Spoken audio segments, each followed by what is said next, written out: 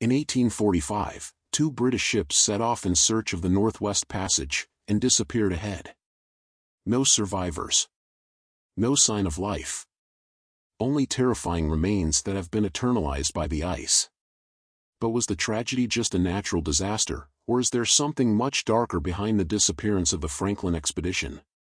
Today, you'll discover the most disturbing theories about this case, from military conspiracies to a curse. Get ready for a journey into the unknown. At the height of its expansion, the British Empire stood out as one of the most influential powers of the 19th century, with a vast network of colonies and territories spread across 5 continents. Between 1815 and 1914, the empire reached its peak, controlling parts of Africa, Asia, North America, and Oceania. The Indies, for example, were fundamental to Britain, being the jewel in the empire's crown, offering essential resources and markets to sustain the empire's economic and military growth. In addition, territories such as Canada, the Falkland Islands, and Australia were under British rule, solidifying its global presence. In the never-ending search for riches, Britain was particularly interested in new trade routes and sources of natural resources. The Arctic, with its vast and unknown expanse, became a region of great strategic interest. The discovery of a route connecting the Atlantic to the Pacific was seen as a potentially revolutionary way to facilitate trade between Europe, the Asian colonies, and China's growing economy. Direct access to the Pacific would also allow Britain a shortcut to distant markets, reducing costs and time in commercial transactions. So the Northwest Passage was a prize, and the prestige of conquering it boggled the minds of countless men who staked their careers on it. The mission, sponsored by the British Royal Navy, which wanted to consolidate its naval supremacy, was meticulously structured to be an absolute success. It was led by the veteran Sir John Franklin, who also famously named it the Franklin Expedition. In his 59s, Franklin was a hero of British shipping, with a respectable record of naval exploits. This was Franklin's third attempt to locate the elusive Northwest Passage, a quest he had already undertaken both by sea and land, with results that were mixed at best. On his previous voyage, Franklin's crew had suffered greatly, with half of his men dying and the survivors resorting to eating moss and leather to stave off starvation. His return from this ill-fated mission earned him the infamous title of the man who ate his boots. Although he was questioned as to whether he was too old for such an arduous mission, this never dismayed him. Franklin was highly respected by those who served under him. Known for his kindness, he took great care to ensure the well-being of his men, even leading them in religious services and taking extra measures to protect them during the expedition.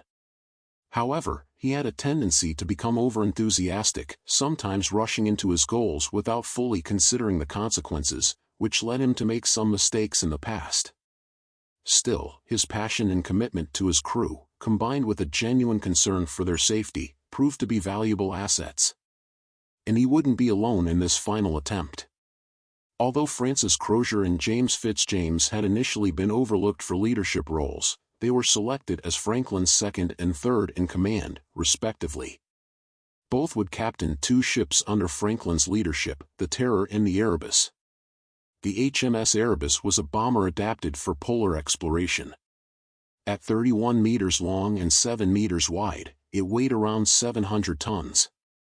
The flagship of the expedition, commanded by James Fitzjames, it carried advanced scientific equipment for exploring and mapping the Arctic. The HMS Terror, with the same characteristics, but slightly smaller than the Erebus, 29 meters long and 7 meters wide, weighed around 600 tons. Commanded by Francis Crozier, it played a support role, with the crew sharing responsibility for the survival, exploration, and maintenance of the ships. On board would be 134 men, including a ship's cat, a dog called Neptune, and a monkey called Jack, a gift from Lady Franklin. In addition, the expedition carried 2 tons of tobacco, 7,500 liters of beer, about 12,000 books, theatrical costumes, sports equipment, and an invention crucial to the success of the mission, 16,000 cans of food, containing fruits and vegetables, essential to fight scurvy, and, for the first time, would be part of the diet of an expedition of this nature. The expedition began by crossing the Atlantic to the Whalefish Islands, off the west coast of Greenland, accompanied by 2 other ships, responsible for refueling Erebus and Terror one last and final time. During their stay on the islands, the crew socialized, enjoyed the warmth and wrote their last letters ashore. In them, they reported that the officers had already started scientific work to monitor the climate and that the spirit of the crew was one of enthusiasm, about to set off on the adventure of their lives and make a mark in the history books. 5 members of the crew were also sent home after falling ill on this initial journey. The expedition set sail again on July 12, 1845, now with 129 men on board. In Baffin Bay, 2 whaling ships met them, waiting for an opening in the ice, before saying goodbye and heading for Lancaster Sound, a large channel that crossed the region. That was the last time Franklin's expedition was seen alive. After entering the channel, the ships simply disappeared. What happened to the crew? Why didn't any of them survive? Decades later, explorers have found macabre clues, and the truth may be far more sinister than the British Navy wanted to admit. 4. There are controversial points for the time, more debatable today, about the circumstances and conditions that the expedition had to manage. The steam engines of the 2 vessels, responsible for moving their revolutionary bronze propellers, were capable of producing only 25 horsepower at 4 knots. This was only a tenth of the power of the icebreakers of the time, which were smaller and more efficient. However, this was no secret to the British Navy, which had only supplied 12 days' worth of fuel for the steam engines, or to John Franklin, who understood that it was more of a psychological resource to encourage the crew than a functional solution against the might of the Arctic. The expedition traveled about 800 kilometers, sailing around Cornwallis Island, and with the onset of the first frost, returned to Beechey Island. During the winter, the ships took shelter in a cove between Beechey Island and Devon Island, trying to protect themselves from the layers of ice that were accumulating around them. In this first confrontation with the cold, there were 3 casualties among the crew, the beginning of a displeasure that may have spread like poison among the remnants. In any case, the ships sailed south, towards what was known as William's Land, at the edge of the known map. At the time, it wasn't known whether it was an island or not, and Franklin had to make a decision. If he sailed around the eastern side of William Land and it was an island, he could reach more southerly waters more quickly. But if it wasn't, he would have to go back and retrace part of his route. The other option was to sail west, since that was the direction they had in mind. It seemed less risky to head west, so he decided to do so. Entering the west of the Isle of William is like sailing through a funnel that narrows, accumulating ice flows from other channels and compressing them against smaller archipelagos. The expedition encountered one of the densest ice flows in the world, and Sir Franklin was responsible for leading the ships into the most dangerous area of the passage. This choice, in retrospect, proved fatal. Instead of finding a passage or freedom from the ice, the ships were trapped in an even more inhospitable setting. The brutal winter that followed, with record temperatures and extreme conditions, sentenced the expedition. Fatigue, lack of food and the progressive spread of diseases such as pneumonia and scurvy devastated the men's health and quickly made the situation untenable. Dissatisfaction with Franklin's decisions grew, while the traditionally rigid naval hierarchy began to crumble as orders became increasingly difficult to follow in the face of widespread despair. Then, on June 11, 1847, Captain Franklin died. It was already possible to see the symptoms of scurvy and lead poisoning, but there was little that could be done. During the winter of 1847 to 1848, the situation got even worse, and the expedition faced a food crisis. Due to problems with the food supply and contamination, many members began to succumb. Some say that Sir John Franklin, the expedition's commander, died much earlier than the official authorities admitted. Some rumors indicate that his death, which occurred while they were still trapped in the ice, was kept secret. Francis Crozier, commander of HMS Terror, took over, but did the crew accept the change of leadership without resistance? Would the younger officers, with ambitions of their own, have questioned Crozier's authority? Had they revolted against the inefficiency of the leadership and the lack of action? The ice, desperation and hunger may have led those still left to take drastic measures.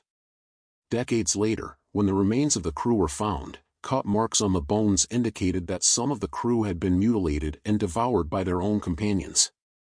These horrific signs bear witness to the moral and social disintegration that took place during the last days of the expedition. Cannibalism, the result of utter desperation, became a reflection of the crew's complete destruction, not only by the hostile nature of the Arctic, but by their inability to cope with the extreme psychological, physical, and emotional challenges imposed by this lethal environment. There is an obscure theory circulating, almost like a whisper in the snow, that points to one of the major causes of the disaster: lead poisoning. Something as invisible as it is treacherous, a silent poison, which possibly infiltrated the lives of the crew members. The 16,000 cans of food brought by the expedition had been hastily produced, contracted at the lowest price from Stephen Goldner, just 7 weeks before Franklin set sail. The required haste affected the quality control of some of the cans, which were later found to have thick, defective lead solders that ran like melted candle wax down the inside surface. In addition, the water desalination equipment they had brought with them should never have been used to supply drinking water, as its lead pipes were in danger of corroding due to exposure to the salt and seawater. What also explains the high amount of lead in the crew's bodies was the critical lack of zinc in their diet, intensified by scurvy and prolonged exposure to intense cold. The absence of this mineral meant that, over time, the body began to consume its own bones, releasing even more lead into the bloodstream. This combination of unsuitable food, contaminated water, and zinc deficiency made any illness the crew faced even more serious, damaging the immune system and causing mental confusion, with the effects accumulating over the months. Worse still, the 5 men sent back from Greenland were infected with tuberculosis before they even reached the Canadian archipelago. In other words, there was already tuberculosis on board the ships. A toxic fog was hanging over the expedition, preventing the necessary clarity to make the best decisions. It wouldn't be surprising, then, if, among the men affected, mental despair led to furious arguments, reckless decisions, and even the breakdown of the hierarchy. And as the symptoms of the poisoning became more evident, even more macabre questions began to emerge. They were fighting an enemy they couldn't see, and when cannibalism and rebellion took hold, what was left was a group of men who were already dead inside long before physical death reached them. In 1984, almost 140 years later, the world came face to face with the faces of the expedition's dead, incredibly preserved in the Arctic ice. 3 mummified crew members were exhumed on Beechey Island, where the expedition spent its first winter. What the scientists found was astonishing: the bodies were almost intact, with skin, hair, and clothing preserved, as if they had only been sleeping under the ice.